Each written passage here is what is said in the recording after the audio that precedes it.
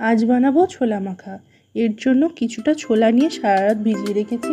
এবার এই ছোলাটাকে প্রেসার কুকারে দুটো কাঁচা লঙ্কা এবং সামান্য পরিমাণে নুন দিয়ে সেদ্ধ করে নিয়েছি।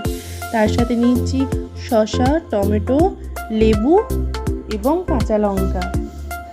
তার সাথে একটা সেদ্ধ আলুও নিয়েছি। এবার সব কটা উপকরণকে কুচো কুচো করে কেটে এর মধ্যে দিয়ে দিয়েছি, সাথে সেদ্ধ লঙ্কা দুটোও দিয়েছি। এইগুলো ফেলা যাবে না, সেদ্ধ লঙ্কাটা এর সাথেই মেখে দেবো। এর সাথে কিছু শুকনো মশলা দিয়েছি, যেমন চাট মশলা, শুকনো লঙ্কার গুঁড়ো, জিরে গুঁড়ো আর ধনে গুঁড়ো, সাথে দিয়েছি নুন। এগুলো সব কটা একসাথে মিশিয়ে নিতে হবে।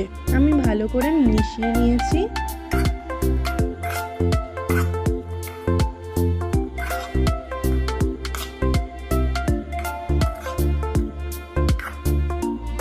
মেশানোর পর এটা একটা কাঁচা বাটিতে সার্ভ করেছি।